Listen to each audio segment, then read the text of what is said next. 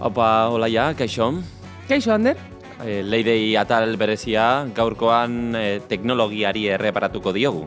Alase da, Leidei podcastaren azken atala. Atala? Penaz. Oso. Esan behar diogu agur. Zen handiaz. Denboraldiari. Ondo pasatu dugu, ez? Izugarri ondo. Itzelesko gonbidatuak izan ditugu mai honetan eta bebai kanpoan. Itzelesko gonbidatuekin. Eta gaurre esan bezala, Euskal Herrian dagoen... I+D-ari, erreparatuko diogu. Gazteak daude, gogoz, gauza berriak egiteko. Sortzaileak, surfaren inguruan dena, noski. Eta gaurre, bi proiektu ekarriko ditugu, mai gaineratuko ditugu.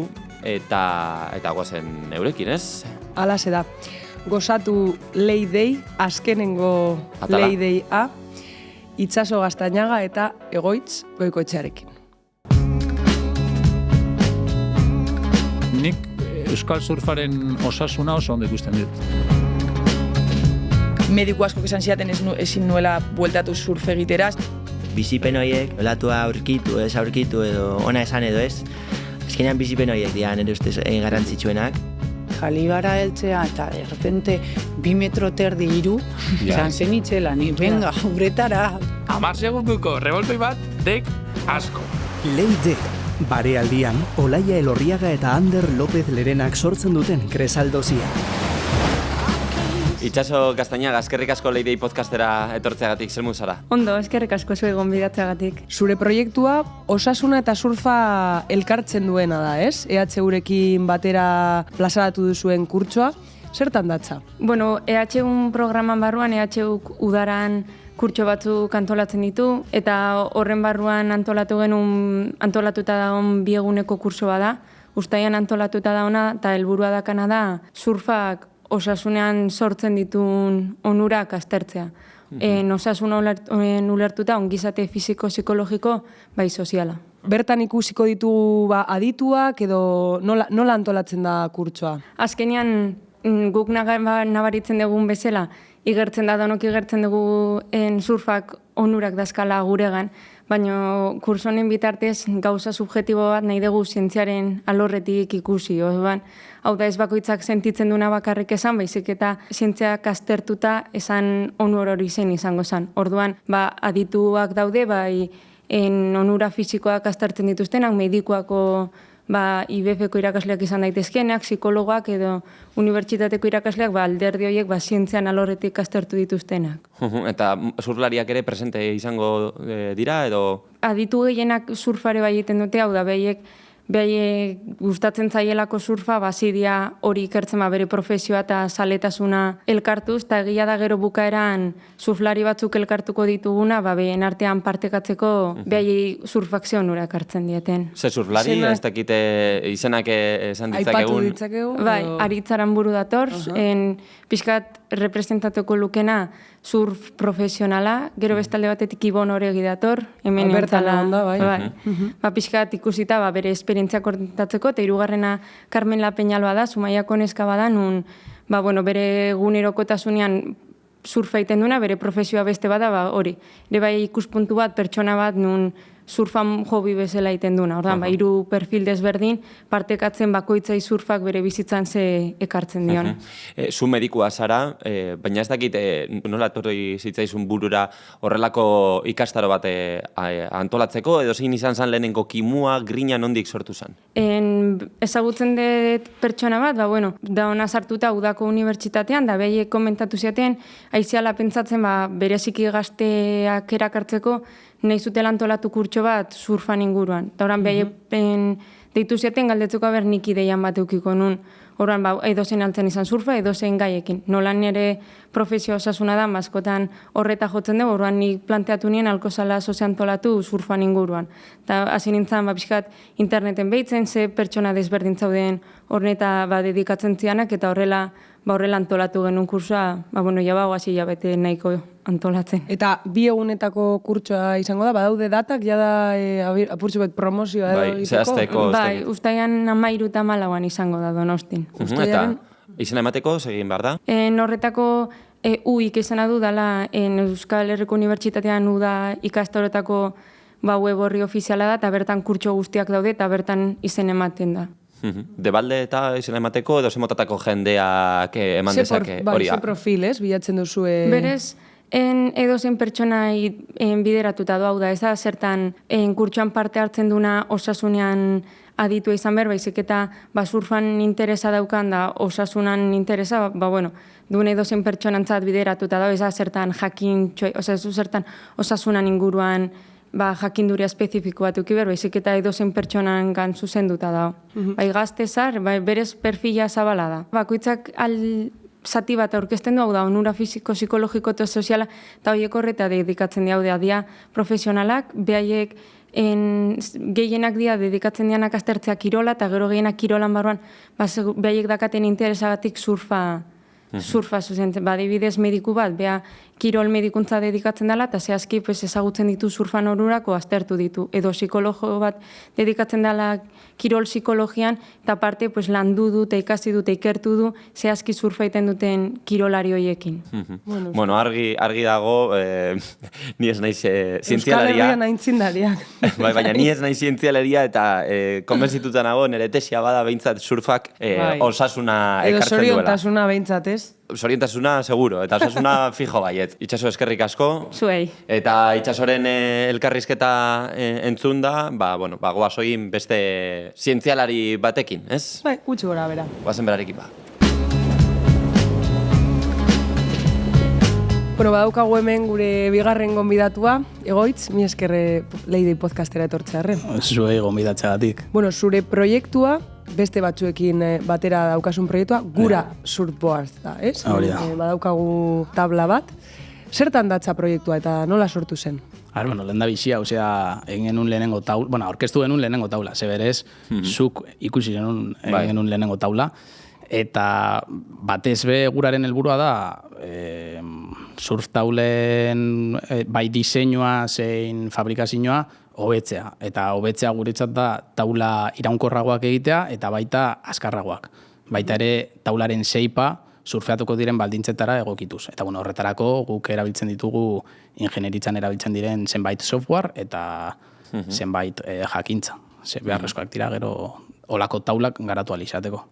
Eta 4 urteko ikerkuntza edo. Bai, 4 urteko ikerkuntza eta burua usteak. Gogoratzen dut zuri aurkeztu nizun lehenengo taula. Bai, apurtxo bat testu inguruan jartzeagatik Egoitzek, idatzi, ibili izan Egoitz hor sare sozialen bitartez jendeari idazten bebitu nabil proiektu hauekin apurtxo bat ezaguteratzeko. Hori da, bai. Jendeari, komentatzeko, Eusko Artean zeukana. Eta bere helburua zan surflariek probatzea, maila ezberdinetako surflariek. Orduan hasi izan amateur mundu horretatik, ez? Eta horrera, iritzez hitzaian eri eskaintza, nik baietz esan nion, probatu nuen... Orduan zuke frogatu dozu. Nik probatu dut. Eta ikusi dut, garapena. Baina nik nire iritzia eman nion, baina nik esan nion, ni surflari bat naiz, egia da, egunero, iaia egunero, edo behintzatolatuak daudenean uretan nangoela, baina hobe zuela, profesionalekin probatzea, nik eman diot nire iritzia, baina hortik hartu. Nik probatu nuen eta flipatu nuen, teknologia berria erabiltzen duzue, apurtxo bat azaldu hori, nola egiten duzue? Hori da, hau ez da tabla konbentzional bat. Igual jendeak uler desan, ona izango litzateke azaltzea lehenengo, nik eman nituen lehenengo pausoak, ez da? Ni hasi nintzen proiektuarekin pandemia garaian, hor konfinamenduan, orduan, udarako erabiliko nuen dirua, horreztutan neukan dirua, esan nuen, impresora 3D bat erosiko dut, ez daukat inolako aukerarik udan inora joateko, orduan esan nuen, erosiko dut eta nire lehenengo taula ekoiztuko dut. Iruden. Iruden, hori da. Osorik, iruden. Claro, zelako impresora erosi zenuen? Ez, mai gaineko impresora bat zen. Kontua da, nik zatika egin nula. Hasiera baten lehenengo prototipoak olan eskalan ziren eta nahiko txikitxoak. Batez be, baiaztatzeko ea posiblea zan olako formadun geometriak imprimatzea. Nik hasiera baten pentsatzen duzala, diseinatzen zenuna, sartu impresoran, playari sagatu, eta hurrengo egunean hor taula. Ni patraz.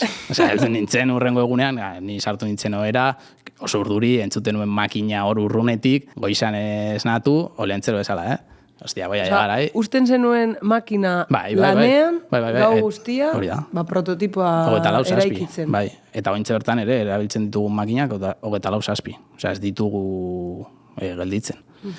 Eta hori, esnatu nintzenean, ez nuen makina entzuten, horrek esan nahi zuena zen, amaituta zegoela. Joan nintzen ikustera, una bola de plastiko heavy. Eta esan, borobila?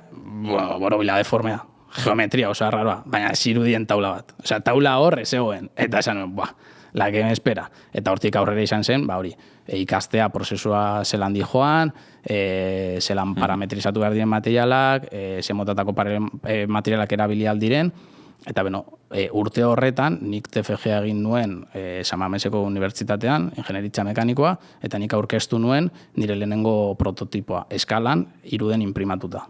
Eta taula horri ere sartu nion CFD-ko teknologia, fluido komputazionaleko teknologia. Horrekin egiten duana da taulen hidrodinamika hobetu hauek azkarragoak egiteko. Gero baita ere egin dezakedana da, egin dezakeguna, zointxe bertan bat baino gehiago da, taula... Zuazitako proiektua zara, bere sortzaia. Bai. Oindala urte bat inguru taldea eratu zen. Bai, ezinezkoa zen aurrera ateratzea, puntu atera heldu zen proiektuan, on jenderi gabe aurrera egitea ezinezkoa zen. Eta hori urte horretan aurkeztu nuen TFG-a, itxelesko nota atera nuen gehienekoa, 10, eta justo urte horretan, amankomunen daukagun lagun bat, Ander eta biok, Jona, nahi Jona, deitu zian, eta zazian, zuego, hitz behitu, berak Goiko deitzen dago. Goiko, bihali dute EHUko horre, Gmailletik bihali dute mezu bat esan ez badagola horre konkurso antzeko bat, ekintzaitzaren inguruan. Begiratu nuen, nik hasieraten buruan ez neukan pentsatuta... Hau aurrera eramatera, ez? Ez aurrera eramatera, baina igual niretzat taulak egitea, lagunentzat, baina ez holan zeozer... Profesionala. Bai, profesionala. Nik egin nuen, nahi nulako, gustatzen zitzaidalako, eta hori izalako nire helburua momentu horretan. Motivazioa lortzea unibertsitatean zez nuen inontik ikusten. Eta hori, Jonak deitu zian, eta esan nion, bolta bat emongo diot, Ainararekin hitz egin nuen, nire neska laguna, laguntza bat bota zian hor memoria pixkat idazten, prestatzen, eta bidali genuen, eta udan surfeatu, nik ja astuta nukan.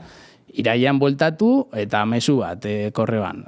Irabazletako bat izan zara, 3.600 pau. Eta gero urtebeteko mentoretza bat... EH1, bai, EH1. Eta hori izan zen lehenengo urtea. Orduan, jaso zenuenean mesua, 3.600 euro, mentoretza epe bat, zetorri izan zure burua?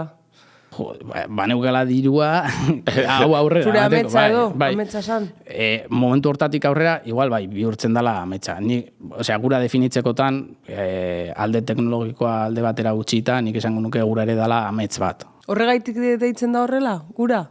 Horren esan nahietako bat hori da bai, nahia.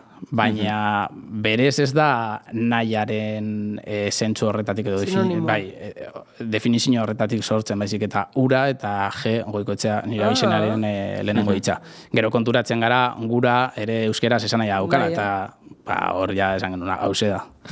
Eta izena Ainarak egin zuen, eta baita logoa.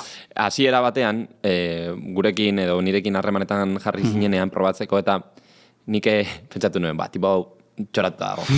Ekarri zigun horrelako tabla bat, eta besapean hartu nuen kriston pixuarekin, ez dakizen bat pixatuko zuen tabla horrek, baina... 5 kilo edo. Pilo bat, ez dakit. Baina nik esan nuen, hau, uretaratzea honekin ezinezkoa da SBS eitia. Eta gero, egin genituen proba batzuk zure tailerrean, que prototipo honek, eta aipatu behar duzu, lehenago esan dago, unibertsitatean motivaziorik ez dagoela. Ni sartu naiz, itxase unibertsitatea, zelan du izena? Bai, hortza, Nautikan, bai. Bueno, pues hartzen zara Nautikan, eta justo gela bat ireki eta badukate safe room bat. Safe room bat dago Nautika eskolan, baina. Nautika eskolan. Guk sortu. Zuek sortutako safe room bat. Guk lortu genituen, oindala urte bat eta erdi edo, bertan bigela, Horia. Eta horietako bat bihurtu dugu shape room batean. Bale, baina, zelan, eske galdera asko ditut. Universidadak molatzen du izugarri. Handarrek esan zuna hori izan zen.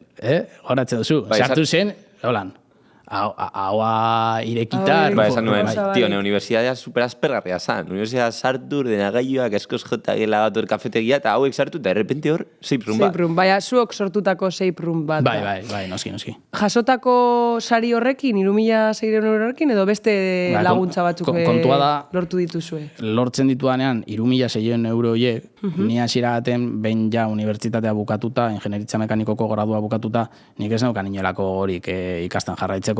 Baina, justo momentu horretan ni konturatzen naiz, niri fabrikazioaren kontua gustatzen zaidala.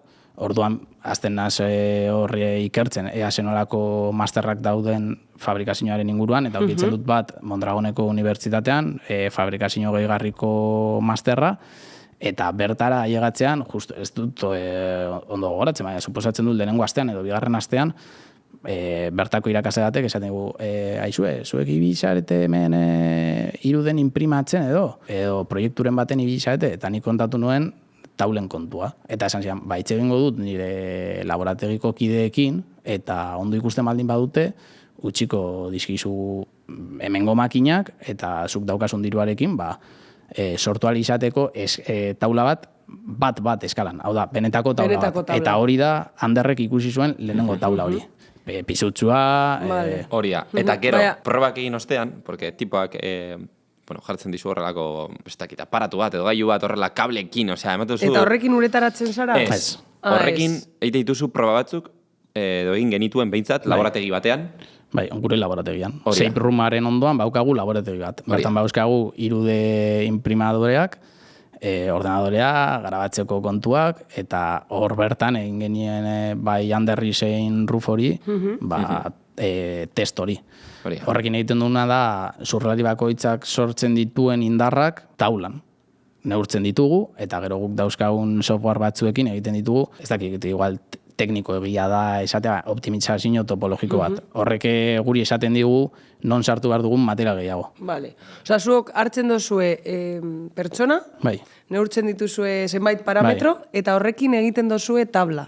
Efizientea den tabla bat. Baina, pertsona bakar baterako. Hori izango litzateke, guk pertsonalizazioa ulertzen dugun moduan. Guretzat pertsonalizazioa ez da bakarrik koloren kontua. Guretzat pertsonalizazioa da, zuk surfeatzerakoan, zuk dauzkasun baldintzetarako, taula alik eta egokituena egitea. Guk lan ulertzen dugu pertsonalizazioa. Egia da horretarako beharrezkoa dela garapen teknologiko bat. Eta garapen teknologiko hori guk egin dugu. Bereziki nire nahiak. Nire nahiare proiektuan sartu dago. Eta, berak elektronikaren kontuan eta baki asko. Eta orain proiektua ze fasetan dago? Ointxe... Rufo eta biok, Ruben lagun bat da, aman komunen dakau lagun bat. Leidei podcastaren fan amorratua, ez? Bai. Baina, ara afera ez da hori. Afera da, azkenean gu, beste zurlari batzuk garela, esan nahi dut ez gara horrela maila estratosferiko batean ari, zein da horra egin helburu. Ez dakita horrela salto egin gura badozuen, beste... profesional mundu horretara, edo ze fasetan dago proiektua? Ointxe bertan, guk urtarrilean atera genuen, plazaratu genuen kontua, marka, ez? Bai, Instagramen, eta horre bola pizkatein, bultzatu, eta kriston harrera izan zuen. Ointxe bertan gure helburua behin ja argitaratuta kontua da, hori saltoa egitea profesional maila horretara, eta profesionalek jakin desatela zenolako teknologiarekin hobetu alditugun taulak. Egia esan da, gaur egungo shaper asko, kriston lana egiten dute, asko keskuz, ingenieroak izan da, guk badakigu bidea beste bat izan daitekela high performance mundu hori begira. Badaude aukerak taulak hobetzeko, eta guri gustatuko litzai guke salto hori egitea, profesional maila horretara, eta helburu nagusia atekin, dala zurlari horien eraginkortasuna hobetzea, bai taularena eta haien surfa. Orduan, helburua hori izango litzateke. Hori bai, taula bat eskuz egitea hasieratik, ez dakizue, benetan, zenolako lana den, osea, flipariaz, benetan. Bai, nik galdera asko ditut, bai, ez dakit denbora asko daukagun, baina hala ere, hemen daukagun tabla, nola eginda? Zatiz eginda eta gero... Ez, baitu. Zein da prozesua? Guk arazo bat izan genuen. Ikusi zenuen lehenengo taula hori, taula horri ura sartu zitzaion. Eta ura sartu zitzaion barrutik utza zelako. Utza? Bai, zer gertatzen da taula utz baten... Baina utza, dinozu... Utza. Bakarrik zeukan egitura bat, eta gainetik fibra, eta gero guk epoxiarekin lantzen ditugu taulak.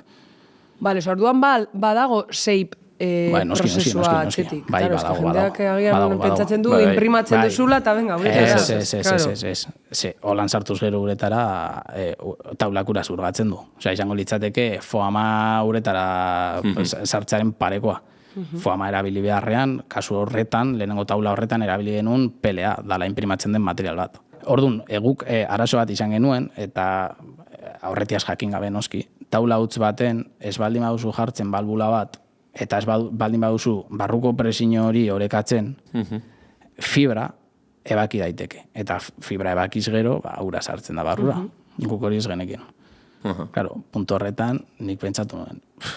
Hau, ja, bakarrik onda, claro, ez neukan ez da talderik, ez Mondragonekoa bukatuta zegoen, ez neukan inolako lekurik proiektu aurrera jarraitzeko, eta esan nuen, joder, honi buelta bat emon barzaio. Eta egon nintzen, 3 hilabetes, ondartza, galdetzen, zurlariei, zenolako faltak edo zenolako gauzak botatzen zituzten faltan tauletan, ez? Eta gogoratzen dut, itxegin nula Jatirrekin, beraz aluze, eta berak esan zidan, behitu, o la tabla va bien, o nahi dutia. Osea, berdin zaite iruden imprimatuta egotea, berdin zaite sartzen diozun teknologia guztia, baina taula gaizki aldin badoa, ez du esertarako balio. Eta hor nire buruak kilik egin zuen, eta hor esan nuen, bale, egin behar duana da, oin arte erabilideen teknologia eta nik daukadana, batu. Eta egiten duguna da, zati bat iruden imprimatu, eta gero erabiltzen ditugu ere poliolako foamak, direla oinarri biologiko dunak, egur zuntzak dauzkate, oso txikiak, eta horri sartzen diogu guk garatutako teknologia. Ondino ez dugu plazaratu, aurkeztu, baina hori egiten dugu. Teknologia konbentzionala eta guk egindako berrikuntza hori, batean batu. Beraz, laster zer plazaratuko duzu, ez? Hori da helburua bai. Eta non jarraitzeko eta zera, apurtzu bat jakinaren gainean egoteko, Instagramen, webgunea dekozue. Instagramen @gura_de_drop gara. Zalantzarik izatekotan hor idatzi, erantzungo dizuegu, lasai asko, eta gero ere hau primizia zuentzat, ondino ez dugu bota webgunea, baina badago martxan, guradedrop.com, eta bertan badago dana salduta, erabiltzen dugun teknologia taulak hori diseinatzeko, lortzen dugun shapea zelan bukatzen dugun, erabiltzen dugun materiala, baita ere erabiltzen dugu fibra basalto, oin arte ezagutzen dana da fibra de vidrio, eta fibra basalto da oinarri biologiko duen fibra bat, lortzen dela basaltotik, roka volkanika, eta hau da askoz hobea, propietate mekanikon aldetik, askoz hobea da fibra de vidrio horrekin alderatuta, eta gero baita ere hori, surfeatzerakoan sortzen diren vibrazioak hobeto zurgatzen ditu. Askotan alderatzen da fibra karbonorekin. Baina fibrak ez dakite, eske holako kontuak ez dira hitz egiten normalean taula bat eros, bai. Frikikeriak. Holako taula bat erostera zoazenean, ikuste duzu, guapo dago, pinpa, ez du pisatzen, holan, zelan da, bitoke horiek, jendak egiten da, bitoke horiek, eta hori, fibra karbonorekin alderatuta, fibra karbonoak egiten duena da taula asko zurrundu, eta hori arazo bat da, lortzen duzu flexa, albo batera guztea. Basaltoak ez du hori egiten. Bermatzen du flex hori. Eta horrez gain egiten du taula, propietate mekanikoen aldetik hobetu. Bueno, ia bukatzeko, zenbat egun ematen duzue horrelako taula bat egiteko? Guk denbora asko sartzen diogu. Batez be, ez bakarrik akaberagatik, baizik eta guk inprimatzen duguna iruden, badarama denbora sartzea, hobetu behar ditugu prozesuak eta, baina guretzat ere hori izan da berrikuntza tal bat, ez? Zuk baukazu iruden inprimatuta, baina gero sartu behar duzu barruan. Eta gainera, klasea etxerakoan dana oso lehun ustea, bertan sartzen baldin baduzu fibra eta gero gainetik erresina gotaz gero, holan ondulazio guztiak nabaritzen dira. Orduan, ointxe bertan, taula bat hilero egiten. Baina sartzen diogu, sartu beharreko denbora, guapo geratzeko. Baina hori jasangarria da? Momentuz ez. Ointxe bertan, ez? Hori ointxe bertan ez da jasangarria. Baina guk badauzkagu datuak eta guk neurtzen dugu guztia, eta aukera badakagu hau azkartzeko eta taulak azkarrago egiteko. Kontua da hori. Guk dana autodidakta garela. Nik ikasi dute Mat Kazuma seipeatzen ikusten. Hawaiiarra. Niri inork ez dit esan zelan egin behar diren gauzak. Harrigarria benetan. Petarekin. Bai, egin genuen atal bat petkarekin eta bai. Egoitz, eskerrik asko. Itzero hon, salaketa botako diogu, alazer? Salaketa, bai. Egia da mundu honetan ere salaketa dentzako lekua badagoela, eta imaginatzen dut laguntzen aldetik eta hor igual bideratu dezakegula salaketa mundu horretatik, igual, bide horretatik. Ondo ikusten dut. Bai. Ze salatuko zenuke? Beti buruan daukadan gauza bat. Eta oin arte niretzat burua uste izan dana, dala leku bat izatea, merke edo doainik, olako proiektuak aurrera ateratzeko.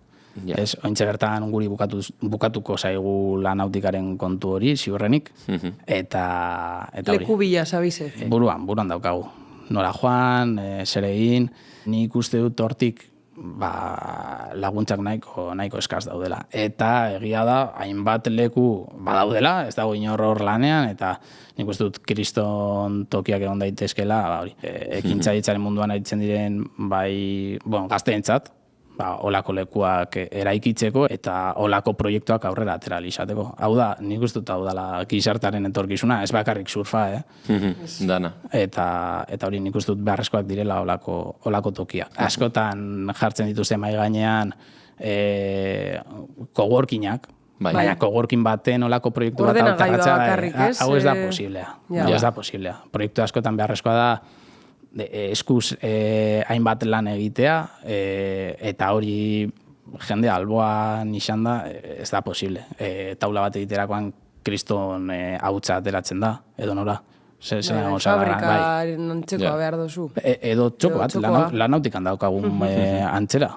Guretzat bi gelatxo eta horrekin nahikoa. Badaukagu Egoitzen salaketa, mila esker gurekin leiden egotearren, eta bukatzeko abestia, ez? Abesti bat, bai. Ez dakit saipeatzen eta musika jartzen duzu. Gutxi, ez dugulako entzuten makinaetik. Esan behar dut, petak kendu zidala. Bai, Baina gure tauletan jartzen dugu beti enbor beretik sortuko dira besteak, orduan izarren hautsa. Venga, pues Mikel Laboaren izarren hautsa mitikoarekin, esango jogu agur atalari, eskerrik asko etortzeagatik, Egoitz. Mila esker Egoitz, eta mila esker ikusle eta entzule guztioi, ez? Hori da, agur esan behar diogu aurtengo denboraldiari, beraz elkarra ikusiko dugu bastakit. Alase da. Beste denboraldi bat ateratzen bada, horre egongo gara. Hori da. Beraz, uda hona pasa. Zure bai, Egoitz. Lana eginaz goaz aurrera, kate horretan denok batera. Zure musika